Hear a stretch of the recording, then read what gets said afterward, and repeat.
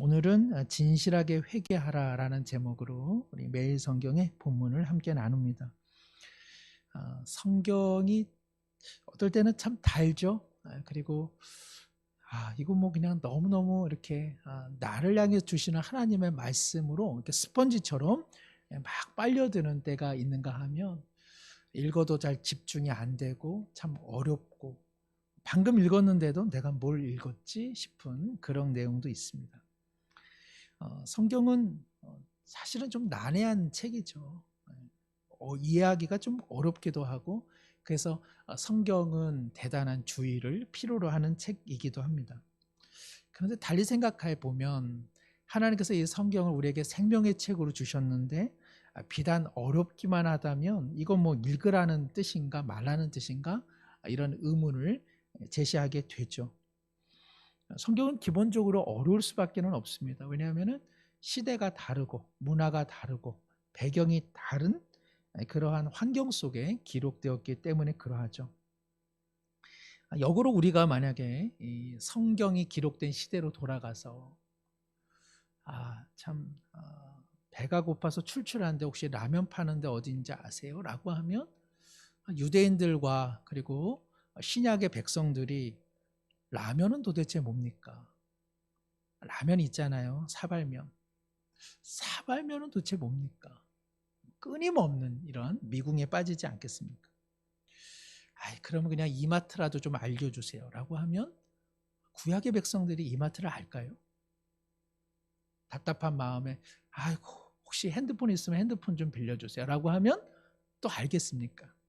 서로 소통되기가 어려운 것이죠. 그러나 우리가 성경시대로 돌아가서 누군가에게 하나님의 은혜와 위로가 함께 하시기를 바랍니다라고 하면 그 사람들이 아멘, 당신에게도 그와 같은 하나님의 위로와 평강이 있기를 원합니다라고 하는 인사를 우리는 받을 수 있을 것입니다.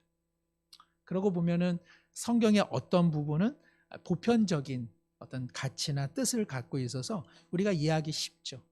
사랑하라, 서로에게 자비를 베풀어라, 그리고 서로를 용서하라. 이런 것들은 성경을 읽어가면서 그다지 어렵지 않고 우리가 금세 생각하기로 실천을 못해서 늘 문제야 이렇게 되는 것이죠. 그러나 어떤 성경 본문은 참 어렵습니다. 그들은 다 아는 내용인데 우리로서는 알기 어려운 것들, 이런 것들은 해석에 주의가 필요한 것이죠. 중요한 것은 성경이 어려운 책이니 읽지 말아라, 늘 해석하면서 읽어내야 된다, 이런 의미는 아니고, 어렵지만 우리가 하나님이 내게 주신 밥이다 생각하고 그래도 읽고 그리고 묵상할 필요가 있다는 것입니다. 다만 이 밥을 늘 그냥 물 말아서 먹는 것처럼 해치우는 방식으로 읽어서는 안 된다는 것이죠. 저도 어렸을 때 물 말아서 먹기를 참 좋아했습니다. 특히 어떤 때 물을 말아서 밥을 먹었냐?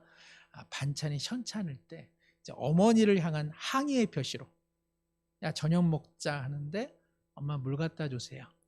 이러면 엄마가 왜 반찬이 맛대가리가 없어 보이냐?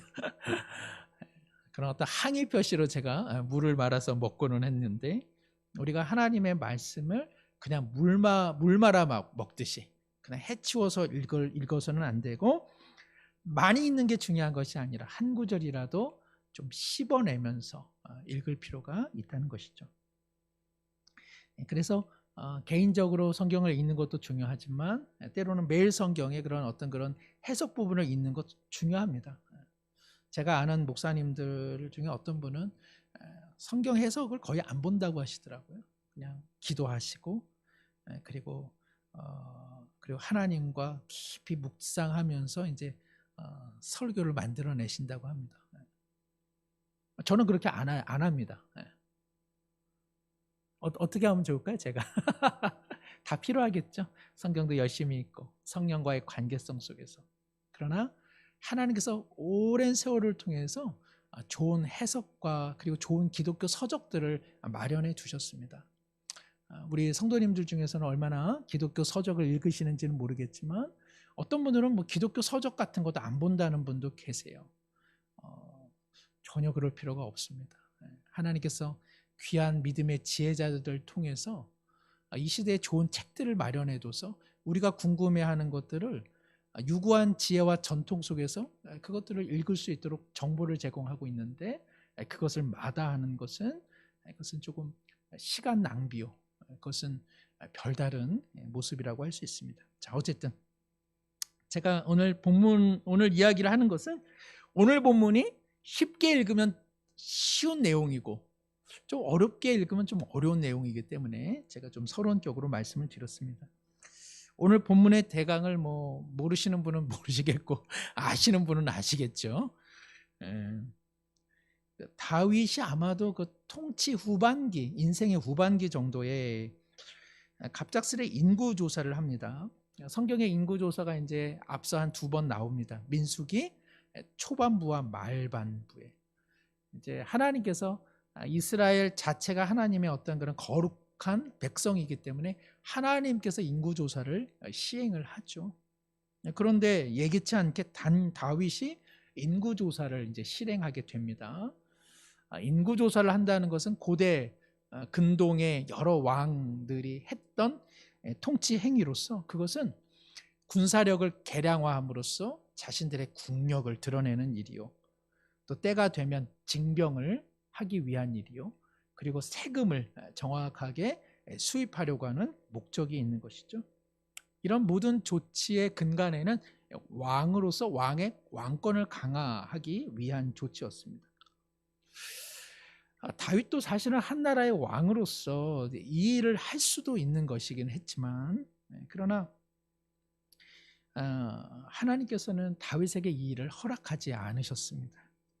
그럼에도 불구하고 다윗이 이런 어떤 통치의 후반기에 어쩔 수 없이 나도 한 나라의 왕인데 다른 나라처럼 나도 내 왕권과 내 입지를 더 강화시켜야겠다. 그리고 내 나라의 군사력과 그리고 인구가 어느 정도 되는지 내가 조금 알아보고 또 좀 부족한 것이 있으면 채우고 넘치는 것이 있으면 정말 우리 국가의 부강함을 좀 드러내야겠다. 그래서 군대 장관이 요압에게 명하여서 단에서부터 브엘사바, 우리식으로 하면은 뭐에서 뭐까지? 그쵸. 백두산에서 한라까지 전 국토에 인구조사를 시행을 하게 됩니다. 9개월 20여일 만에 인구조사의 결과치가 나오게 되죠. 그런데 뜻하지 않게 다윗이 이러한 인구조사를 시행해 놓고서는 아이고 내가 잘못했다, 내가 큰 죄를 저질렀어 하면서 회개하게 됩니다. 하나님께서 다윗을 보고 맞아, 너가 참 교만했다, 너의 회개함을 내가 듣겠다, 그러나 징계가 있다. 그래서 하나님께서 선지자 갓을 통해서 징계하게 되시죠. 근데 이 징계하되 너가 한번 선택하라고 얘기하는 이례적인 또 일이 이 본문에 일어나게 됩니다. 3가지 중에 좋은 게 하나도 없습니다. 다 고생길이 화납니다. 그러니까는 우리가 통상적으로 오늘 우리 뭐 먹어볼까? 김치 먹을래? 총각김치 먹을래? 깍두기 먹을래? 이런 거죠. 다 그냥 김치인데 뭘 하나 고르는 거 의미 없는데 하나님께서 하나를 고르라고 하십니다. 다윗이 그 중에 하나를 골라 다윗과 백성이 마땅한 심판을 받고 하나님께서 이제 됐다, 그만하면 됐어 라고 말하는 내용. 그래서 오늘 본문은 그저 잠을 안 자는 손주에게 밤에 다윗에게 대해서 하나 이야기해 줄까? 이렇게 이제 동화처럼 하나 이야기해도 될 만한 내용입니다. 우리는 이러한 본문의 이야기를 통해서 무엇을 얻게 됩니까? 교만해서는 안 되겠다. 내가 좀 인생 편안하다고 해서 스스로 자고해지면 큰 코 다치는구나. 그러니까 교만하지 말고 내 인생 끝날까지 하나님을 의지하자. 그리고 혹시나 내가 하나님 앞에 범죄한 것이 있다면 철저히 회개하자. 하나님께서 내게 용서해 주신다. 이걸로 끝. 이렇게 이제 오늘 본문은 사실 마감해도 큰 어려움이 없는 그런 내용입니다. 그러나 오늘 본문을 조금 더 들어가 보면 이 이상의 이야기가 담겨 있더라. 우리가 그것을 조금 더 확인해 보고자 합니다. 1절부터 사실은 난제에 빠지는 성경이죠. 1절에 보면은 여호와께서 다시 이스라엘을 향하여 진노하사 그들을 치시려고 다윗을 격동시키사 가서 이스라엘과 유다의 인구를 조사하라 하신지라. 인구조사가 하나님의 뜻과 부합됐다고 말씀드렸습니까? 아니라고 이야기했습니까? 아니잖아요. 이거 하면은 징계를 받는 일이잖아요. 그런데 이것을 다윗 마음에 충동질시켜서 인구조사 해봐라. 인구조사 제발 좀 해라.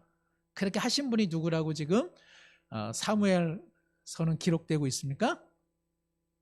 하나님께서 야 다윗아 내가 너에게 부탁이 있는데 인구조사 좀 해봐라. 제발 인구조사를 해라. 그러니까 이게 벌써 쉽지가 않습니다. 하나님께서 미워하시는 그 일을 하나님께서 주어가 되어 다윗에게 하게 하시고 야, 너 인구조사를 했어? 너 내 손맛 좀 봐라. 이렇게 되니까 이 구절이 상당히 난해하죠. 이 구절을 이해하는 데는 다른 그 성경 구절 하나가 조금 도움이 됩니다. 역대상 21장 1절 말씀.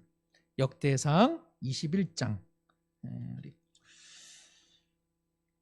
구약성경 642쪽 중에 있습니다. 우리 자막도 나와 있는데요. 우리 함께 한번 읽겠습니다. 시작. 사탄이 일어나 이스라엘을 대적하고 다윗을 충동하여 이스라엘을 계수하게 하니라. 아멘. 예. 같은 내용인데 역대상 21장 1절에서는 누가 다윗의 마음을 충동질했다고 되어 있습니까? 사탄이가 이스라엘을 대적하고 다윗을 충동하여 이스라엘을 계수하다, 인구조사를 시켰다 이렇게 되어 있습니다. 역대기는 언제 기록된 책이냐 하면은 그 유다가 패망해서 바벨론으로 포로되었다가 이제 풀려나서 다시 돌아왔습니다. 마음이 어떻겠어요? 마음이 허탈하죠.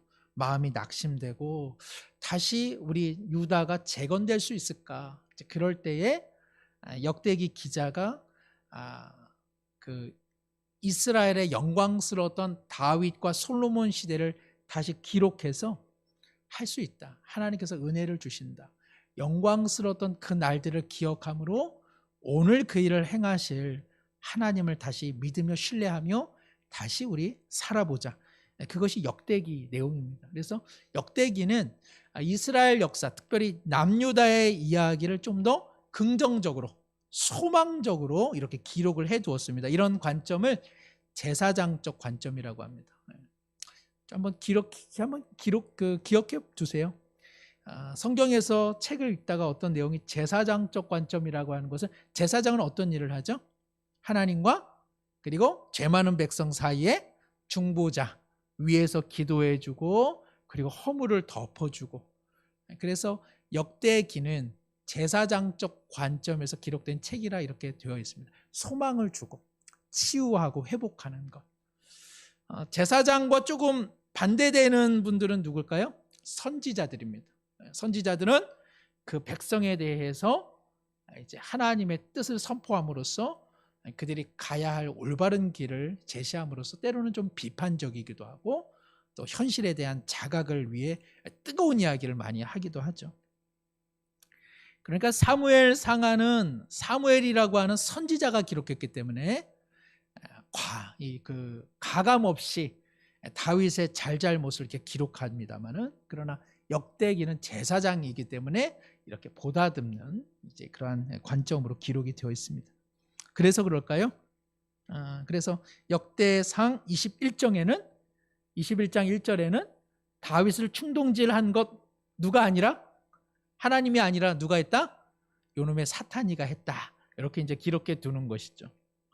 그럼에도 불구하고 사무엘 하에서는 하나님께서 충동하셨다 이렇게 되어 있습니다. 그러니까는 부조하죠. 이것을 어떻게 해결할 수 있을까? 이를 위해서 우리가 하나 더 기억할 것은 하나님께서 다윗의 인구조사를 통해서 심판하려고 하는 부류가 두 그룹이 있다는 사실을 좀 기록할 필요가 있습니다. 그것은 누구보다도 다윗입니다. 후반 통치기에 안일해지는 다윗에 대한 하나님의 심판입니다. 이를 확인해 볼 수 있는 것이 역대상 우리 그 21장 앞에는, 역대상 21장 앞에는 뭐가 있겠어요?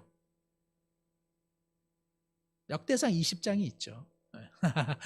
역대상 20장의 말미에 무슨 내용이 있냐면은 그 이스라엘의 숙적인 블레셋을 다윗의 용사들이 물리친 그런 승전보의 이야기가 있습니다.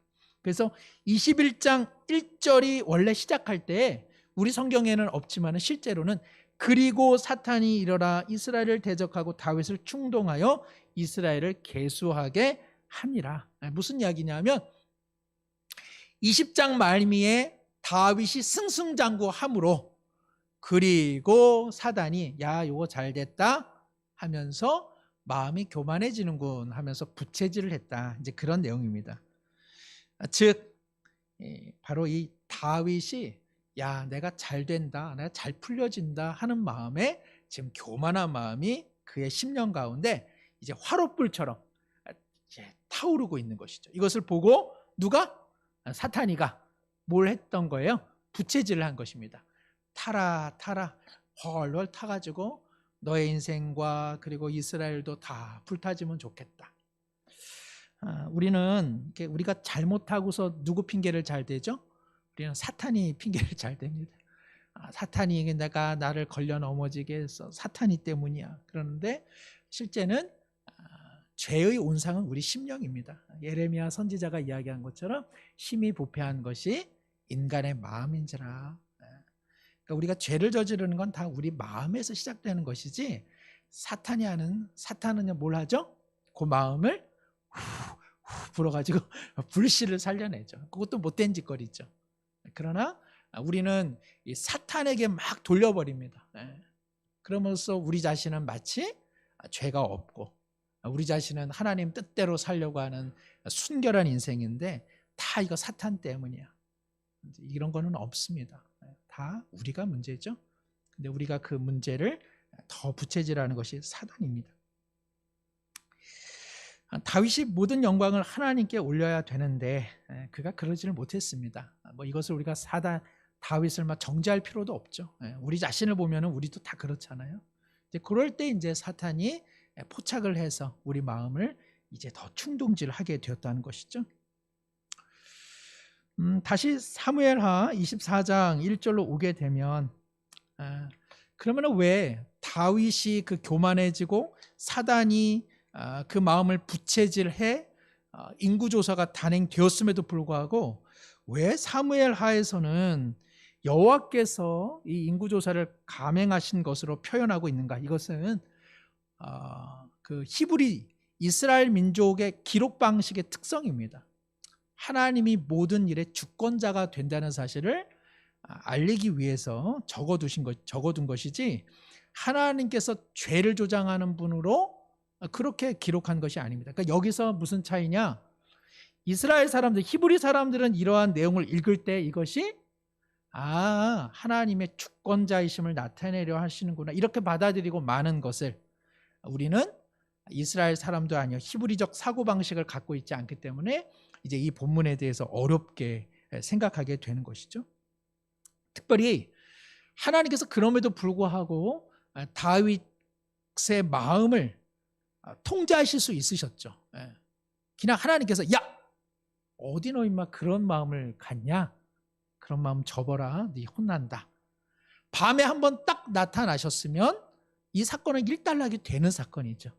그런데 하나님께서 그렇게 하지 않으시고 사단이 다윗의 마음을 부채질하는 것까지 하나님께서 허용하셨다는 것입니다. 그 표현을 여호와께서 다시 이스라엘 향하여 진노하사 그들을 치시려고 다윗을 격동시켰다, 그 뜻입니다. 그러면 왜 하나님께서 다윗의 이 마음을 통제하실 수 있음에도 불구하고 왜 이것을 허용하셨을까? 그것은 어려운 일이 아닙니다. 어려운 뜻이 아닙니다. 우리 인생이라고 하는 것은 넘어지고 자빠져야 이렇게 살면 안 되지라는 것을 깨닫기 때문에 하나님께서 때로는 일을 허용하신다는 것입니다. 그 허용의 이야기를 성경은 이렇게 기록을 해둔 것이죠. 부모님들이 어떻습니까? 형 동생이 싸울 때 매번 싸우지 말라고 이야기하죠. 그러나 어떤 한때는 내버려 둡니다. 서로 좀 치고받게 하죠.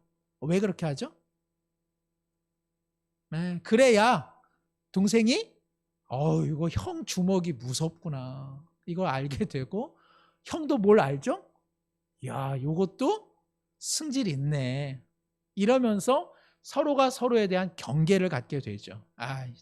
싸우고 나니까 그렇게 좋지는 않네. 친구랑 싸운 거랑은 좀 다르네. 집안 분위기가 안 좋네. 엄마 아빠가 말릴 줄 알았는데 어휴, 엄마 아빠가 말리지 않을 때도 있네. 이러면서 아이들은 싸우면서 큰다. 저도 그렇게 하고 싶은데 잘 안 돼요. 근데 어떤 부모님들은 그렇게 하기도 하는 것 같습니다. 만약에 아이들이 밤늦게까지 안 잔다? 그럼 부모님들이 할 수 있는 선택지 중에 하나는 뭡니까? 아침에 안 깨우는 거죠. 그래가지고 학교에 가가지고 선생님한테 혼나는 거죠. 그러면 선생님께서 아야, 너네 엄마는 깨우지도 않냐? 그러한 모욕을 당하더라도 엄마는 한번 그렇게 큰 코 다치게 하는 거죠. 깨울 수 있지만 안 깨우는 거죠. 그의 게으름을 허용하는 것이죠.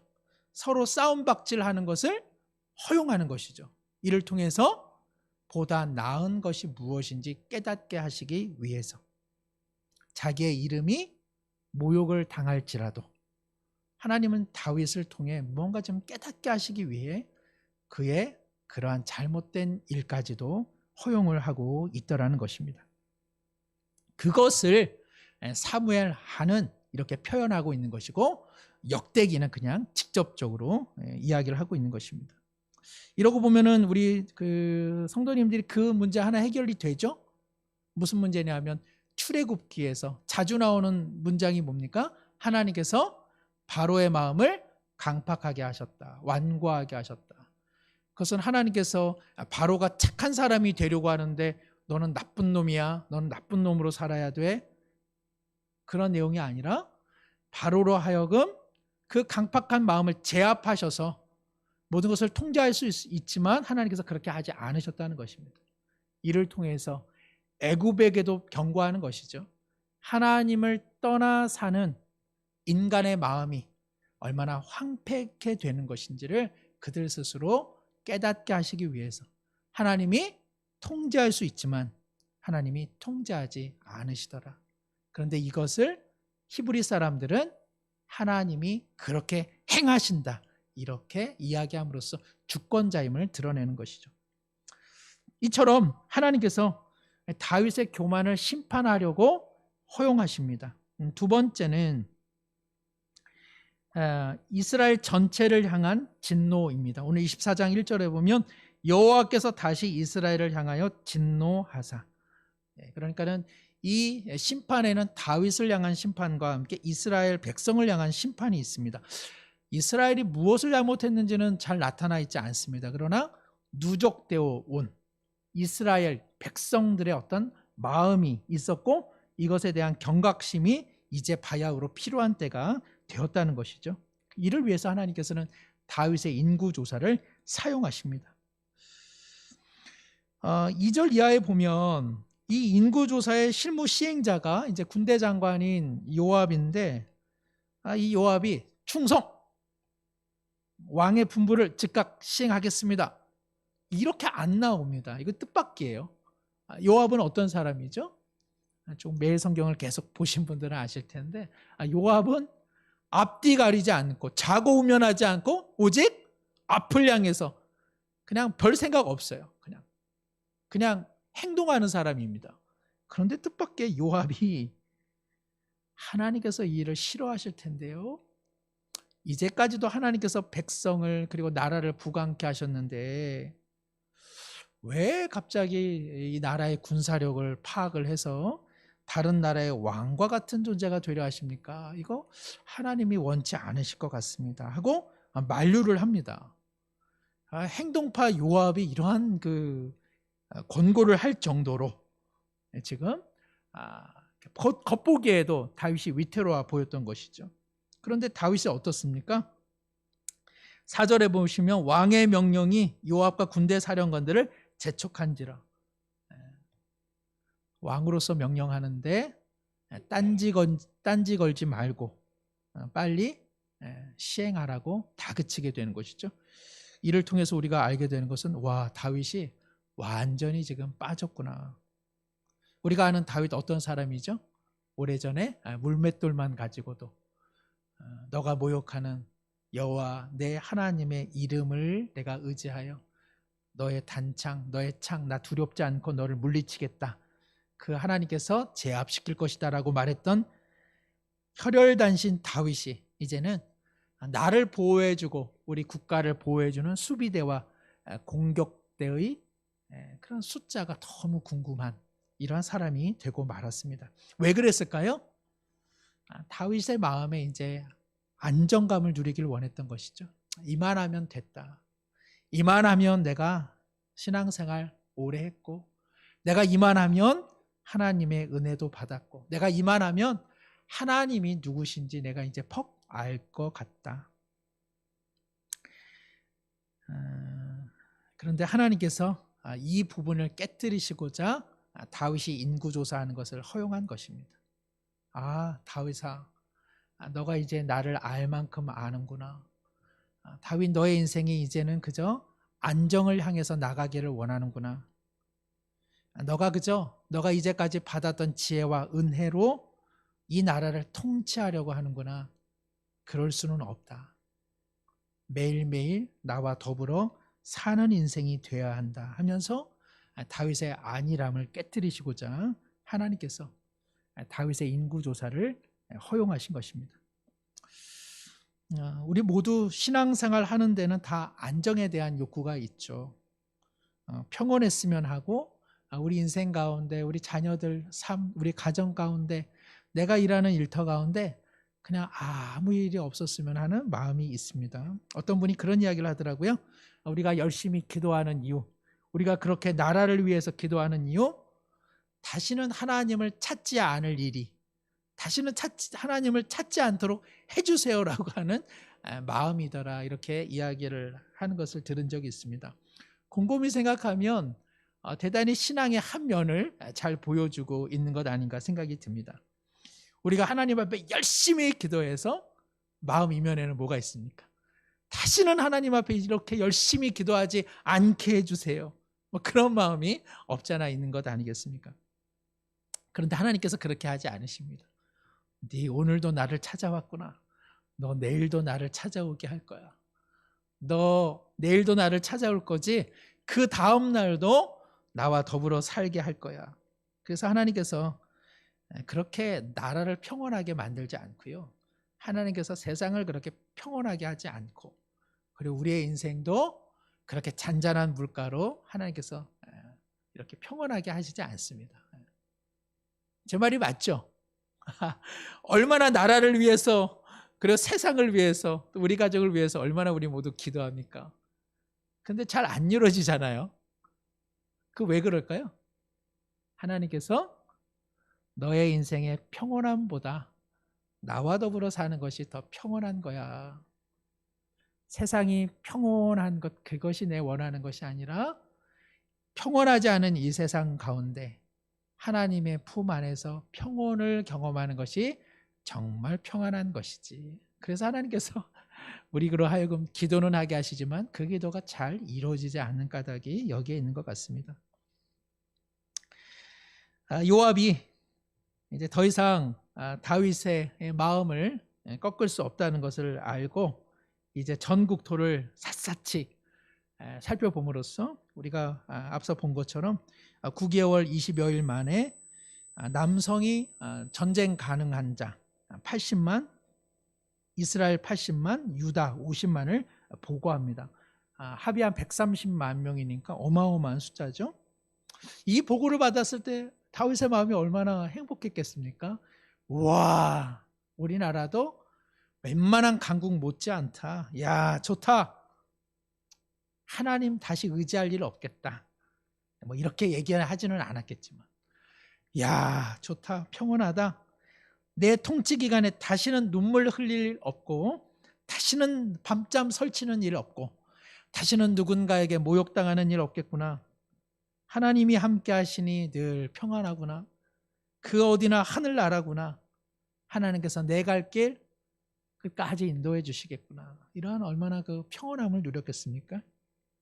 그런데 하나님께서 이 꼴을 보지를 못하시고 다윗의 마음을 그 밤 흔드십니다. 이제야 흔드십니다. 이것도 참 우리가 신비롭죠? 일찍 흔드셨으면 좋았을 것을 일이 다 끝난 다음에 다윗이 최고의 마음의 평정 상태에 이르렀을 때에 그의 마음 가운데 다윗, 너 이런 사람 아니잖아. 너 이런 다윗이 아니잖아. 다윗, 너가 괴물이 되어가는구나. 너는 이런 사람 아니야 하고 다윗 마음에 하나님께서 문을 두드리십니다. 맞죠? 다윗은 이런 사람 아닙니다. 다윗은 하나님을 우러러 바라봤던 인생이요. 그리고 하나님이 주시는 복으로 인해 그것이 목적이 되었던 사람 아니라 하나님 자신이 목적이 되었던 사람. 그것이 바로 다윗이 아닙니까? 하나님께서 다윗을 택하신 까닭도 그것이죠. 하나님께서는 다윗과 교제하는 것이 기쁨이셨고 그리고 다윗으로 하여금 참된 다윗으로 그를 빚어가시고 그리고 그를 진정한 하나님의 영광스러운 자녀로 빚어가시는 것, 그것이 하나님의 말할 수 없는 기쁨이었습니다. 다윗의 인생이 흘러가면 흘러갈수록 하나님을 더 깊이 아는 것, 다윗의 인생이 후반으로 치달을수록 다시 한번 하나님의 영광스러운 자녀로 회복되어지는 것, 그래서 이전 것들이 중요한 것이 아니라 그때와 이후가 더 멋있어지는 다윗, 그것이 하나님께서 다윗을 택하신 목적이었는데 다윗이 그만 길을 잃어버리고 여기까지입니다, 됐습니다 라고 하는 순간 하나님께서 그의 마음을 흔들어 버린 것입니다. 내 옛날에 골리앗을 무찔렀지, 내 옛날에 사울을 참아냈었어.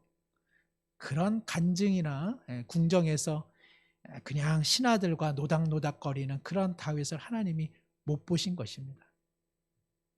다윗, 다 그거 옛날이야. 그거 다 옛날 일이야.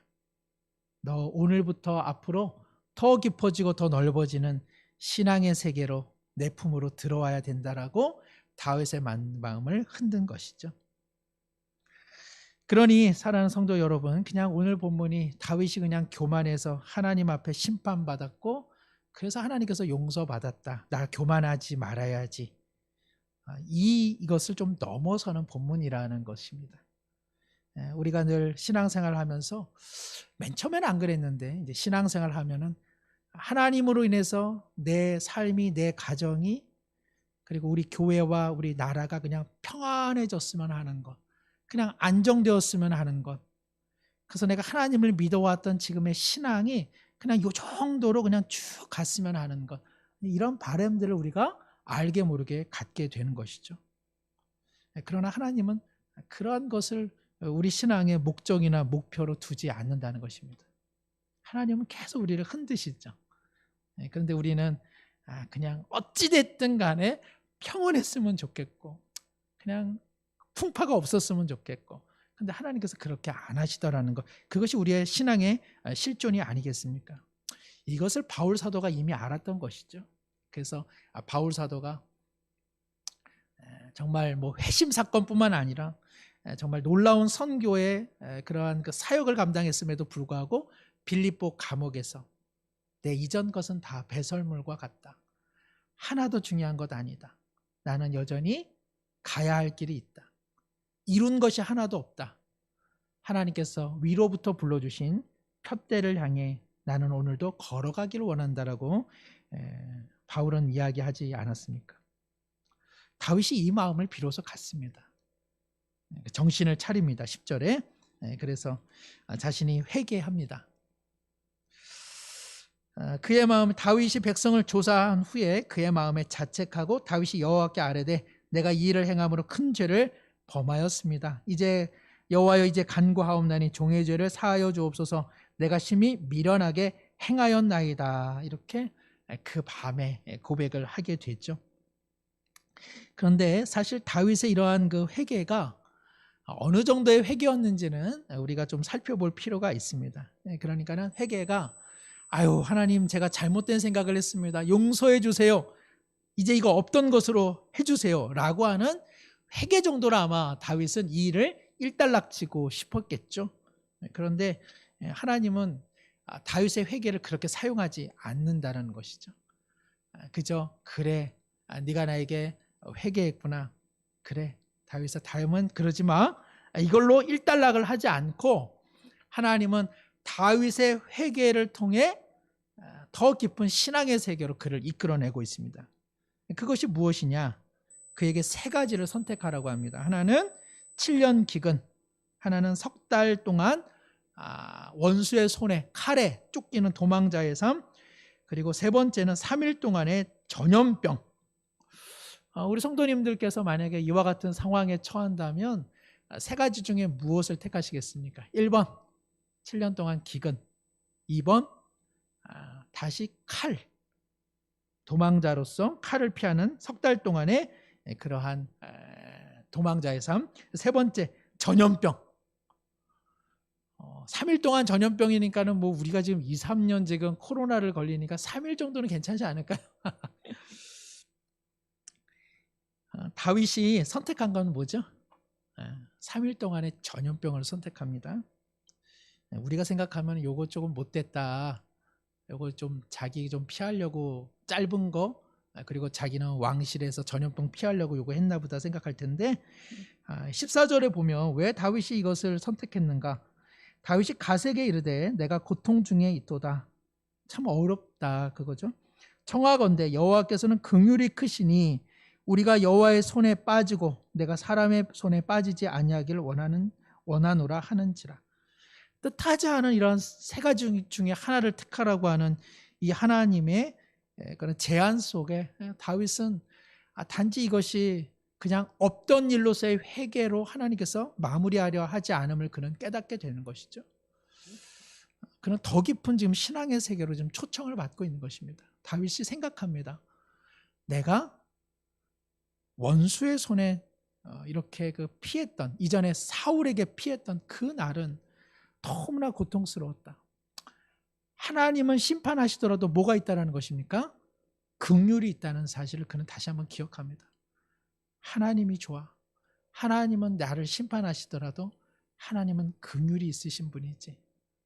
내가 이 심판 가운데 하나님의 긍휼을 바라봐야겠다 하면서 그가 두 번째, 즉 원수의 손에 쫓기는 이 선택지는 제하게 됐죠. 그럼 나머지 두 개가 남았습니다.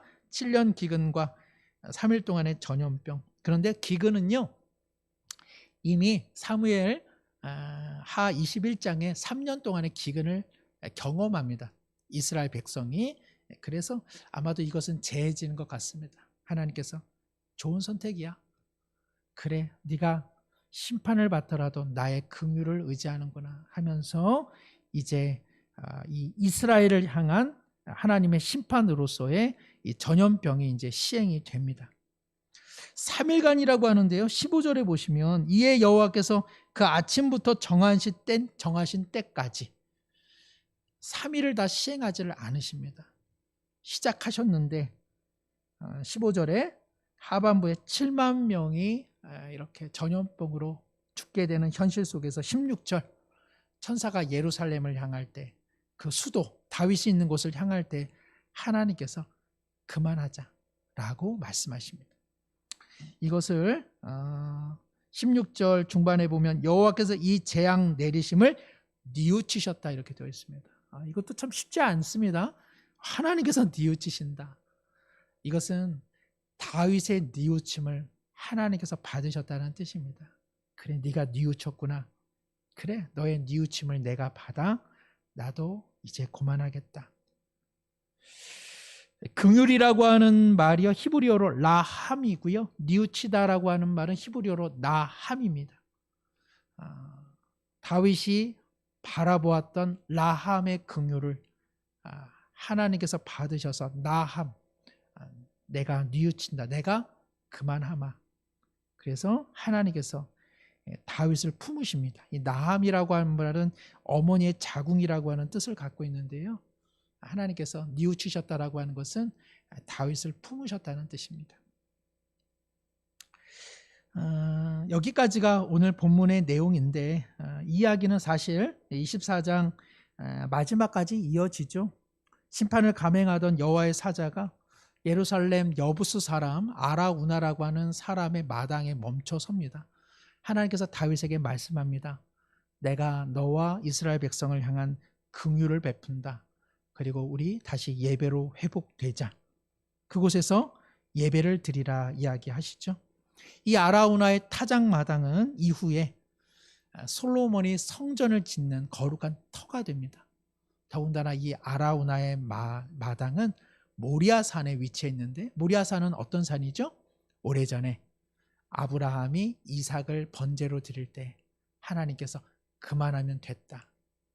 내가 이삭 대신 양을 준비했다라고 했던 하나님의 은혜와 하나님의 놀라우신 은총이 서려 있는 바로 그 모리아산. 모리아산이요.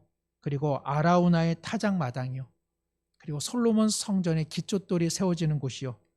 바로 그곳에 훗날 예수님께서 친히 성전이 되시고 그리고 골고다로 향하는 길이 된 곳.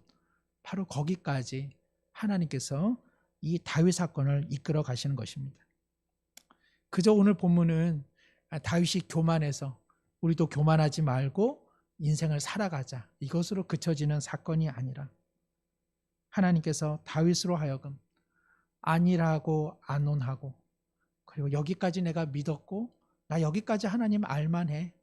나 그냥 신앙생활 요 수준에서 쭉 갔으면 좋겠다라고 하는 다윗의 마음을 흔들어 버리셔서 여전히 가야 할 길이 있고 그리고 더 깊어져야 하고 더 넓어져야 하고 우리 인생의 말과 우리 인생의 가치관과 우리 인생의 태도와 우리 인생의 비전과 우리 인생의 가야 할 지향점이 여전히 남겨져 있다. 그리고 그 끝으로 하나님께서 우리를 부르고 계시다고 성경은 이야기하고 있는 것입니다. 그냥 이 사건이 그냥 교만하지 말고 회개해서 그냥 끝 이러고 나면 아무것도 아닌 사건이 되는데 하나님께서는 다윗의 범죄를 통해 오히려 하나님의 긍휼이 무엇인지 모리아 산으로 예루살렘 성전으로 그리고 예수 그리스도의 골고다 언덕으로 이어져 가게 하시는 것입니다. 말씀을 맺습니다. 우리의 신앙생활은 내가 그저 뭘 못하면 하나님께서 개입하셔서 꿀밤 때려주시고 징계하시고 내가 뭐 잘하면 잘했다. 이러한 어떤 그런 그 율법, 보상, 내가 잘하고 못하고 이런 신앙이 아닙니다. 기독교 신앙은. 하나님께서 때때로 우리의 무너짐까지도 사용하셔서 우리를 영광스러운 자녀로 끝까지 인도하시는 하나님의 열심에 관한 내용인데 우리가 신앙생활을 하면서 그냥 이 정도면 좋겠다. 그냥 여기까지야. 이런 것 없이 여전히 우리를 빚으시고 우리를 부르시고 우리를 새롭게 만드시는 하나님의 영광에 이르는 우리 모두가 되기를 우리 그런 공동체가 되기를 소망합니다. 제가 기도하겠습니다. 하나님 아버지 때때로 주님 앞에 어리석고 미련한 모습인데도 하나님께서 이를 허용하심으로써 우리를 신앙의 더 깊은 차원으로 인도하십니다. 우리의 잘하고 못하고가 아니라 우리의 못함을 통해서라도 얼마나 하나님이 크신 분이며 얼마나 하나님께서 우리를 사랑하시는 분이며 하나님께서 우리에게 믿음을 주셔서 무엇을 하려고 하시는지 우리로 하여금 가르치고 계시오니 주님 그저 내가 잘한 것으로 인해 복을 받고 내가 못한 것으로 인해 죄책하고 그런 신앙의 틈바구니 속에 평생 살아가는 일 없게 하여 주시고 하나님을 알아가면 알아갈수록 더 깊이 배워가게 하시고 마음과 생각과 언행이 더욱 깊어지고 넓어지는 하나님의 영광스러운 자녀로 늘 변화되고 성장케 하여 주시옵소서. 다윗의 하나님께서 우리의 하나님이 되시나니 감사드리며 예수님의 이름으로 기도드리옵나이다. 아멘.